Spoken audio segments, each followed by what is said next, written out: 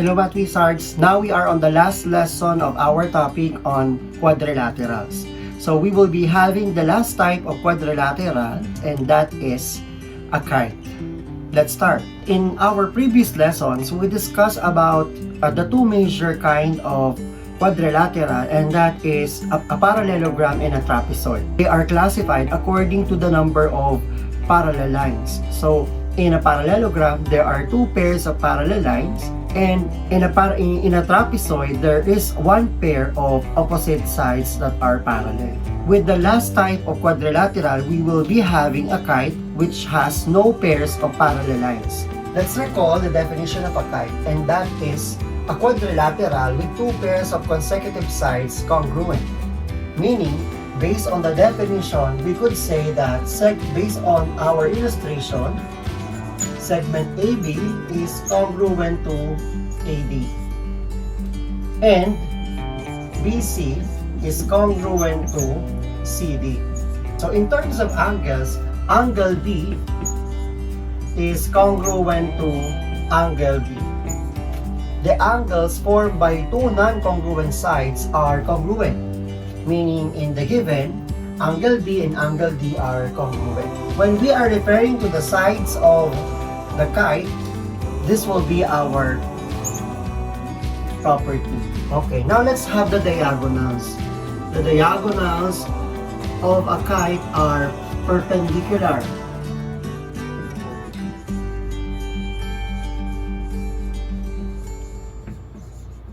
Meaning, AC is perpendicular to BD. Okay, the longer diagonal is the bisector of the short diagonal and the non-congruent opposite angles. So, we will be having a bisector which is the longer diagonal, therefore, we will have BC. Let's say the intersection is X, so you will have BX is congruent to XD, and angle B AC is congruent to angle BAC, and angle BCA is congruent to angle BCA. To get the area of a kite, area is equal to diagonal 1 times diagonal 2 over 2. Let us apply the different properties of a kite in solving for the quantities involved in the parts of a kite. Okay, let's start solving. Given each quadrilateral below is a kite, find the missing values. Number 1. The angles are numbered from 1 to 7. So we have given 65, measure 65 degrees, and the other one is 52 degrees. Angle 7 and 52 degrees are the same since based on the properties of a kite, the opposite angles of the longer diagonal was bisected. So it means that if this is 52, measure of angle 7 is also 52. So they have the same measure.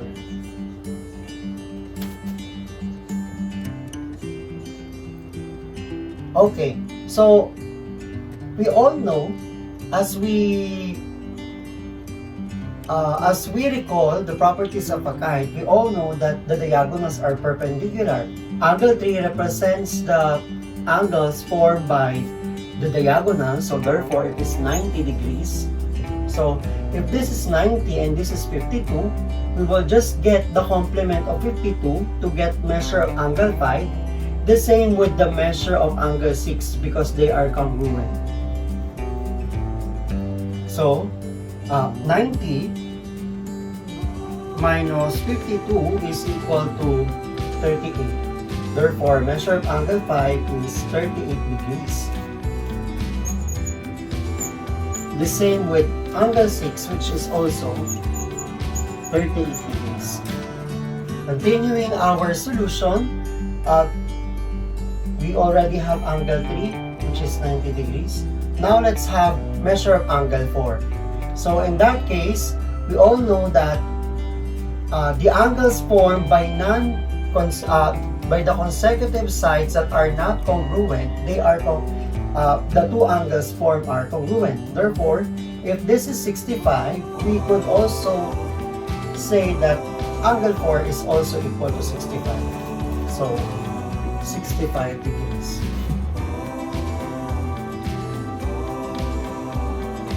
How about when we are to solve measure of angle 2? So, we all know that it will also form a right triangle based on the diagonals that are perpendicular. So, we will form a right triangle. So, we will just get the complement of 65 degrees. So, 90 minus 65, we will get 25. So, measure of angle 2 is 25 degrees. And again, it is an angle bisected by the longer diagonal. Therefore, angle 1 is equal to angle 2. Therefore, angle 1 is also 25 degrees. Let's have number 2. So, if AC is 38 and DE is 41, find measure of CD. So, we are to get the measure of this side of a kite. AC is 38, therefore it is one of the diagonals. So, recalling the properties of the diagonals, aside from being perpendicular, the short diagonal was bisected by the long diagonal. Therefore, 38 will be divided by 2, and the intersection of, let's name the intersection of the two diagonals as x. So, AX is 19, the same with XC, which is 19 as well. So, if we need to get the value of ED, so it is ED, which is the intersection of the diagonal. If we are to get the value of given ED is 41, so this side of the diagonal, or this part of the diagonal, long diagonal, is 41. Let us find CD. So, to get CD, we will form, based on the diagonals, we will form a right triangle. So, the diagonal, the triangle will be look like this one. So, you have 41, 19, and X. So, we will now apply the Pythagorean theorem related to the sides of a right triangle. So, we will have A squared plus b squared is equal to c squared. Solving, we need to identify which is c.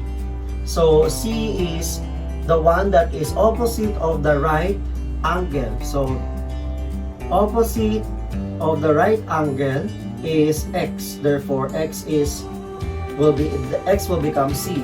And a and b will be either of the two measures of the sides of the triangle. So, let's say 19 squared plus 41 squared is equal to x squared. Solving for x, you will just have the square of 19. You will have 361 plus the square of 41. You will have 1681 equal to x squared. So, add 361 plus 1681, you will have 2042 is equal to x squared. So, getting the square root of both sides of the equation, you will arrive with x is equal to 45.2. So, that is the measure of DC. So, DC is equal to 45.2. Solve for x. In the given, it is the two angles that formed by the sides that are not congruent. Therefore, the two angles are congruent. You will just equate the two quantities. So, 13x minus 32 is equal to 7x plus 22. So, combining similar terms, so 13x, solving for x, so 22 plus 32. So, you will have 30 minus 7, you will have 6x is equal to 22 plus 32, that is 54. Dividing both sides by 6, x is equal to 9. Therefore, the answer is 9. Number 4, solve for the value of x. So, in the given figure, we have the opposite angles formed by the two congruent sides, and the other one which is formed by the consecutive sides that are not congruent. Okay, so how are we going to relate this one? So, for us to be able to get the value of x, so we all know that this side is equal to its opposite. This angle is equal to the opposite angle, which is 109, and we will just add the four quantities or the four measures of the angle and equate it to 360. So 109 plus 109 plus 5x plus 14 plus 3x plus 8, you will get 360 degrees. Okay, solving for x, you will combine 5x and 3x, so you will have 8x and equal to 360 minus 218 plus 14 plus 8.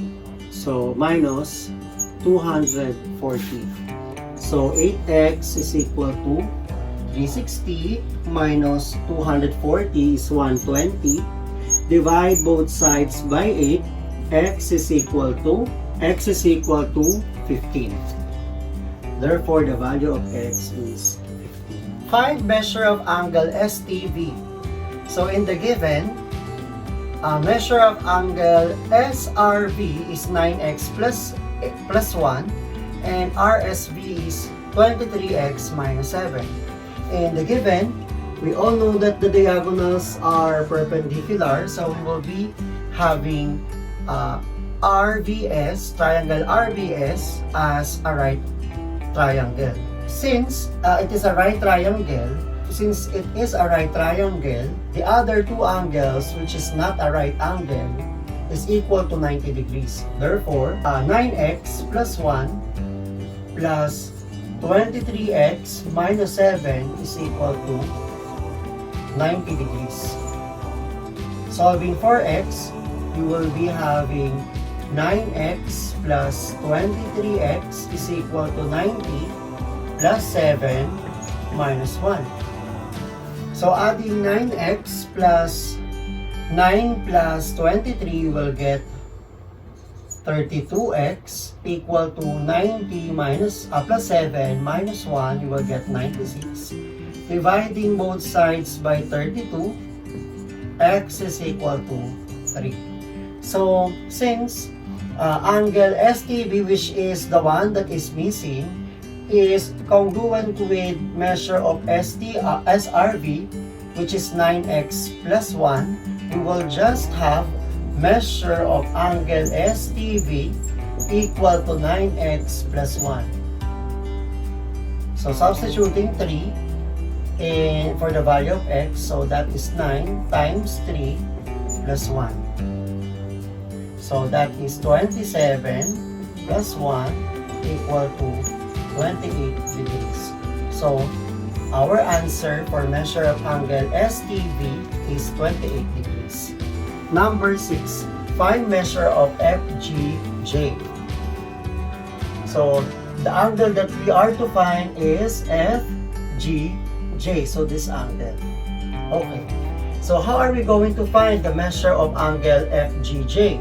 We need to get first the value of x based on the two angles that is bisected by the long diagonal. FH is the long diagonal here.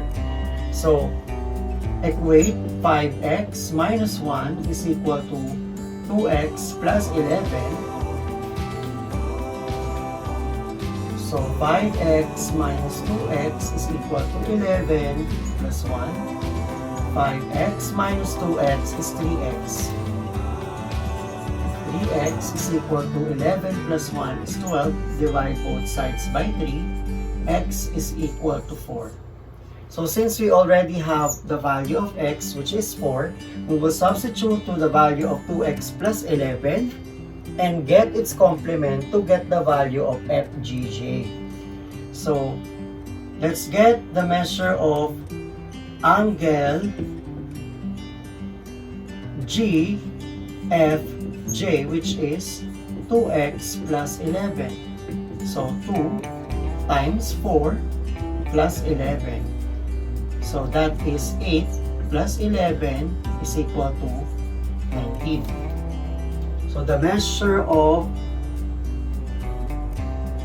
therefore the measure of angle GFJ is 19. So we are now to get the value of measure of angle FGJ, and the relationship of these two angles, they are complementary. So 90 minus 19 degrees is equal to 71 degrees. Therefore, the measure of FGJ is 71 degrees. Now let's have the last problem. Find measure of NQP. NQP. So it refers to the whole angle which is bisected by QO. Okay.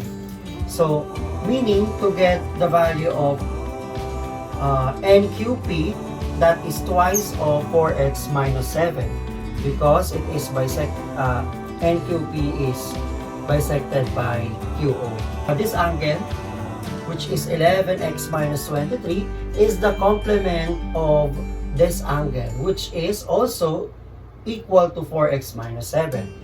Therefore, we will just get the value of x by adding the two angles, the two quantities, and equate it to 90. So 11x minus 23 plus 4x minus 7 is equal to 90 degrees. So adding similar terms, you will have 15x, 11x minus plus 4x is equal to 15x, minus 23 plus 7 is 30 is equal to 90 degrees. So solving for x, 15x is equal to 90 plus 30. So 15x is equal to 90 plus 30 is 120. Divide both sides by 15. X is equal to 8. So I will have the value of x already, which is 8. And we are to substitute it with the value of NQP is equal to, since PQO is 4x minus 7, and this is 4x minus 7 as well, we will just get the twice of 4x minus 7. Twice 4x minus 7, and substitute the value of x, which is 8, and QP is equal to 2 times 4 times 8 minus 7. So, measure of angle NQP is equal to, so 4 times 8 is 32 minus 7. So 2 times the quantity 32 minus 7 is 25. Times 2, that is equal to 50 degrees. Therefore, measure of angle NQP is 50 degrees. I hope you have learned something about our lesson with Kite. See you again on our next video lessons. Like, share, and comment your suggestions on the comment box below, and don't forget to subscribe. To get notified with our latest videos, just click the notification bell.